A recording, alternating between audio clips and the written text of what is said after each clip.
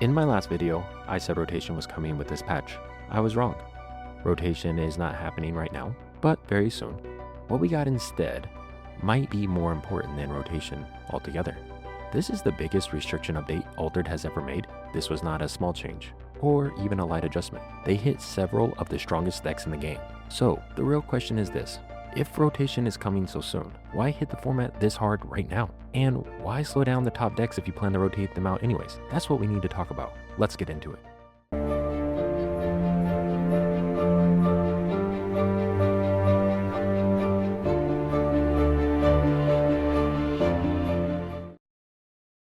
So if you watched my last video, I had made a prediction that this season patch was going to bring about rotation. And as I already mentioned in the intro, I was wrong in the sense that, spoiler alert, rotation is coming. I think most of us knew that. We just didn't know exactly when. But I do think that this patch update is still very meaningful and important to the game because it offers clarity as far as what Altered is trying to do with the game, which is even out the power levels so that they can expand and allow more heroes to be played. With the new set coming out, there's going to be new heroes, but also this is the last kind of season that we're going to be able to play the first block or year one heroes. And there's some of those heroes that really never got their time in the sun, per se, where they were actually viable. So what I think they're trying to do is open up the meta so that way more heroes have an opportunity to win before they rotate to the expanded format. That's my theory, which is why I think that this patch update is so important to address and talk about. One, to recognize my mistake as I was wrong, but then two, to kind of go through it. Because I do think that this patch update with the dev talk kind of give us a deeper insight into the direction the company is heading. First, it really slowed down the fast and explosive decks. And we kind of see that with this. So the first part, just talking about the meta and the state of it. But then they go on and talking about Sigismar, which Sigismar has already been an issue in the past. And I think since the beginning, he's always been a problem because many people have wanted him banned and that the double advantage is quite strong. And then on top of that, I think just really set the pace for Sigismar to get out early. Sometimes you just really never could get the regain the lead after that. And it kind of snowballed. And I think that what they're trying to do is make players have to work harder to get those kind of effects. One of the things I believe that this patch was really aimed to open up the meta and allow for more heroes to be viable. I think most of us understand and know that there's 3 or 4 heroes that kind of sit at the top and the rest of the heroes don't really ever get played. So that's the first thing. I think the other thing that this thing does is it hurts the consistency, if not just the Sigismar, but just what their goal was, because the top decks were able to just make their best moves easier than anyone else. So I think they're trying to slow that down so the combos are not as great by slowing down the meta, making it more balanced so that more decks can be played. Because the top decks got weaker, those mid-range decks now get stronger. And we'll see that with the changes as we continue through this article. So deck building now becomes more important than ever, which is what we see with this next suspension. With Bravos, whatever hero you used was able to use Tiny Jin and Haven to Sigsgar. Bravos was able to use these 2 cards to mana ramp and then also be able to get more cards in hand. So being able to consistently get more mana and be able to have more draw ability consistently, it just really affected, I think, on turn 2, if you can play 2 of these and instead of having 4 mana, you now have 6. It definitely changes the outcome of the game, especially with some of the spells and things like that that Bravos has at its disposal. You're able to be more consistent, also do those combos and fast, consistent, explosive gameplay. So this next part, I think, was a part of them trying to look at the meta and stop rewarding the all-in combo plays or the one-track strategies and over-relying on one engine, which I think is kind of what this particular part is aimed. Because I think they're shifting the focus of Altered away from rewarding kind of one style play in the sense of one engine and just repeating it over and over and over again. And what they really want to do is focus on having a stable resource curve that being able to be flexible, also planning your moves out, and knowing when and how you should play the cards instead of just having default answers, actually having to think about what you should do. So, what this does is the game becomes more skill dependent instead of a little bit of luck. And I think that this is going to create some chaos at the beginning because everybody's trying to figure out the meta. But while these next few weeks, the top tier decks are kind of unstable, I don't anticipate that staying that way, especially with this new set release. I think things are going to level out and there's going to be a lot more consistency. So, moving on, which this next suspension, I don't necessarily think it was too big of a problem. I think that they were just trying to be proactive, knowing that, okay, if we take the top three decks and we hit them, then that's going to open up the mid range game. And then the Celebration Day deck could become more of a problem. And we don't want that to be the issue either. So I think that this one's just more of a proactive stance than it's an issue right now. Because I'll be honest, I play a lot on Board Game Arena. I've only faced one of these. So I don't think it's a massive issue currently, but I do think that it was the right thing to do to get rid of it just simply because it would have become an issue had not they got rid of it. So then they move on to the watch list, which counting sheep, I think a lot of people would argue that this is should be restricted because of the ability to create two tokens and then everything that's one cost goes to sleep. For you to pay two and you potentially could hit depending on what the hero is running, especially like a Sigismar or a Bravo stack that's token heavy. If they're running a token deck, I mean, this could really affect their strategy and gameplay. So I think that this, could get out of hand because, as I already said, I think that what the company is trying to do and their focus now is trying to get an even power level and allow all of the heroes and factions to have access to the same power level of cards, also be able to build theme decks. So we already knew that that's what they were shifting towards was common themes. And if you've played any of the starter decks that were released, by playing the deck, you understand the strategy. And I think that's going to a lot more interesting and interactive gameplay, a lot more uniqueness when it comes to deck building. I could be wrong, but that's just how I anticipate that being. This one right here, I don't know. This is another one I don't really see that much of. I've seen it a couple times. I don't think it's that much of a problem. It can lead to some very long turns. Most people are not really running this deck, but I do think that this might be something that to consider. One thing that was interesting was them talking about the multi-anchored uniques because that's kind of Muna's whole strategy. I mean, if you played Muna, then you're going anchored heavy. Is kind of your whole game plan is to get as many anchored characters as possible, even taking turns off to make sure that you can get more and more anchored characters. I'm kind of confused by this one just because that is their core design of that whole faction. And I think if you took that away, then you would need to ban all the uniques that gave anchored. And to me, seems a little hard. The hunger. Here is my personal thoughts and opinions on the hunger. I know a lot of people hate it. A lot of people are frustrated with it. They don't like seeing it. They don't like that it's able to be played. And they really don't think that it should be part of the gameplay at all. Now, here's my thing. If you're going to have a token heavy playstyle deck that can also boost, then it becomes hard to counterbalance that if you don't have a way to clear the board. So I think the hunger keeps some of those decks in check. And I believe that if you, and through reading through this article, I think that's what they're thinking as well. Is their belief is that if we got rid of this card, then some of these other decks would rise to the top because there is nothing to keep them in check. And as I have said multiple times already, is that they really want there to be an even teal. They don't want there to be these top end decks and that are suppressing some of the other heroes so much that they're not playable. There's too many decks that are being held down by those top end decks. So what they're trying to do is add consistency. If you want to play a hero for it to be viable, I don't think the hunger should go away.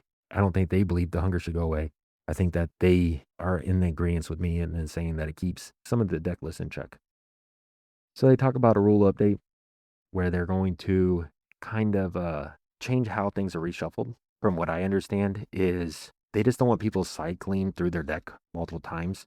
So there is some strategies out there where it's I'm going to filter through my deck, and then as I get down through the filtering of the deck and it goes down, I'm then going to shuffle that deck back up.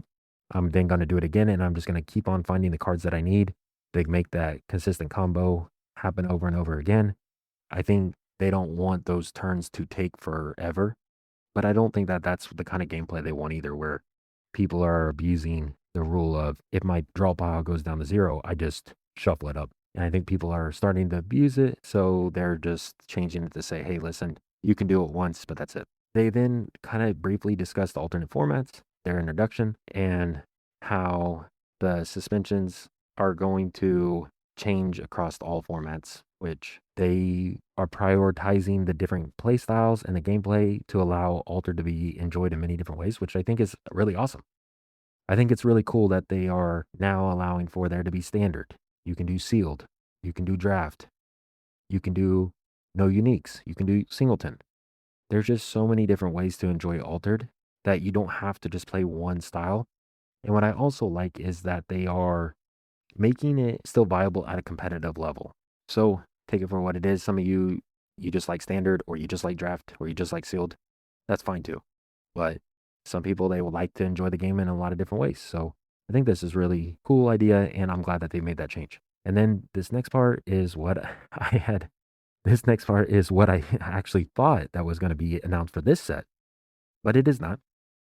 So I was wrong, but it is happening. The rotation's happening with set 7, which is not Seeds of Unity, but the one after Roots of Corruption. When that is released, they will rotate out. It looks like 4 sets, but it's really 3, because the Beyond the Gates had a Kickstarter and then the first edition boxes. So the reprints, kind of the mass reprints. So they're going to rotate out those 3. While I was wrong, yes, there is no update technically happening to where they're rotating with Seeds of Unity. It is happening and taking place. So they did mention this at the bottom, just talking about just some more updates. And then here's all the suspended cards, banned cards, watch list, and the date that they go in effect. And mind you that these changes are for all formats. They're not just going to affect standard. I think that that will change once the Eternal format takes place. I think that the bans will be case dependent based off of the format. They'll have a different ban list depending on what format you're playing. At least that's what I hope. Because some of the cards that you may ban in standard, it doesn't make sense to ban in singleton or in non-unique. With that being said, we'll see if there's a different ban list or if they just keep it like it is, where they have a standard that falls under the non-unique and the singleton, and the Eternal, if that's different. They did mention during the dev talk that the Eternal format would have a different ban list. One thing I think is a question for me is that is the non-unique and singleton going to follow the Eternal, or is it going to follow after the standard? So that's something that I think they need to talk out and make it clarify, but that's all they really talked about. My take on this all is the game is headed in a really good direction, and I finally feel like Altered is doing a lot of right things.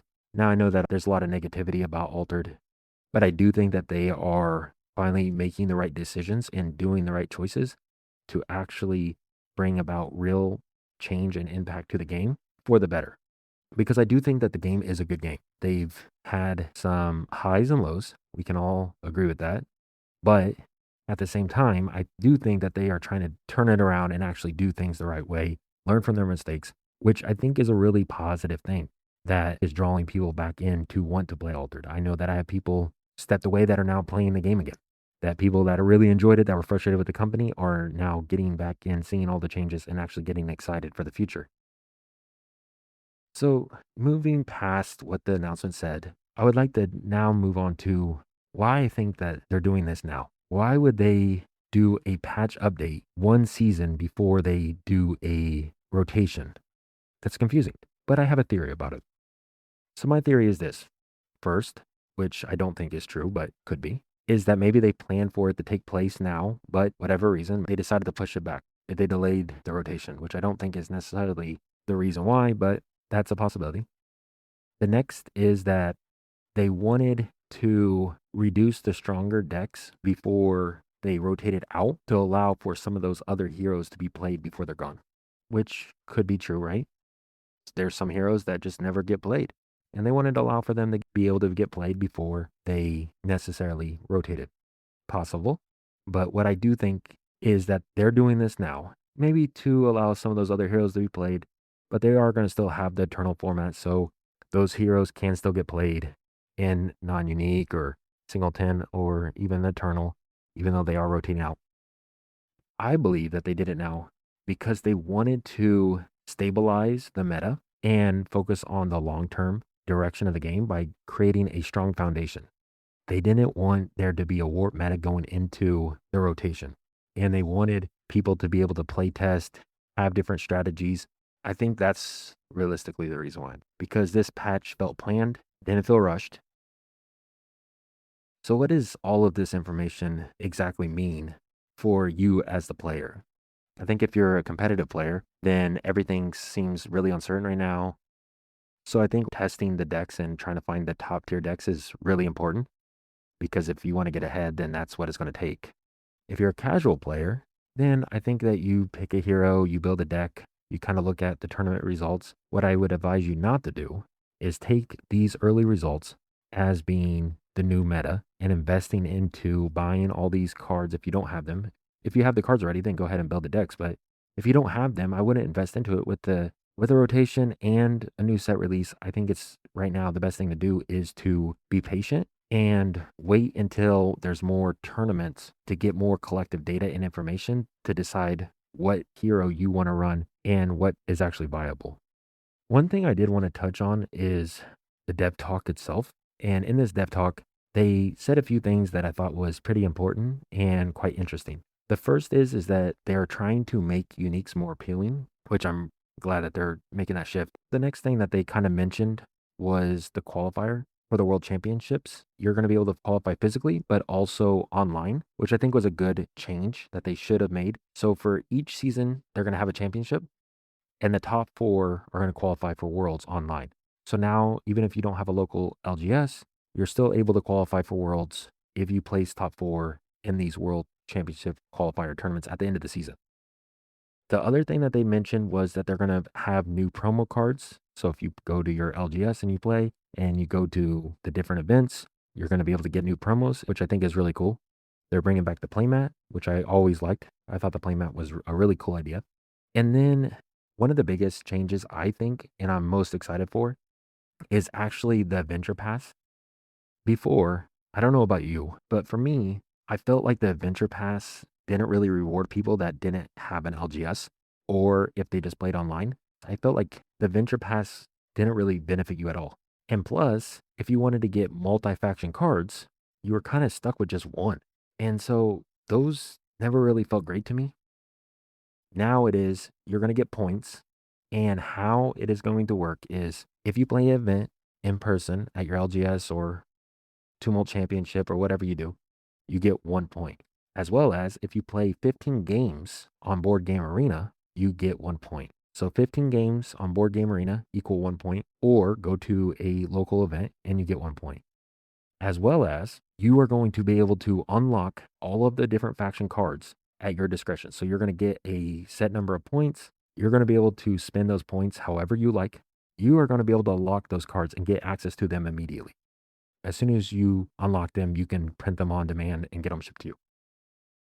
Everything they discussed in the dev talk, I think just is reinforcing what I said about them taking the steps in the right direction to make the game better. So I'm just excited for what the future holds and what the future is going to bring. So my final thoughts is that this patch prepared us for rotation, but it wasn't a full reset. It was more of a slowdown. Going into year 2, it's really going to shape how that year is going to be played out.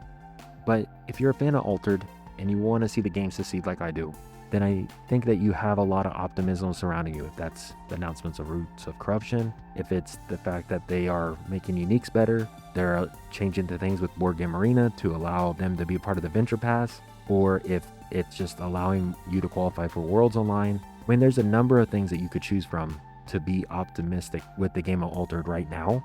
I think they're learning from those mistakes, becoming better, and at the end of the day, I think that's what we all just wanted, was clear communication and just become a better game overall.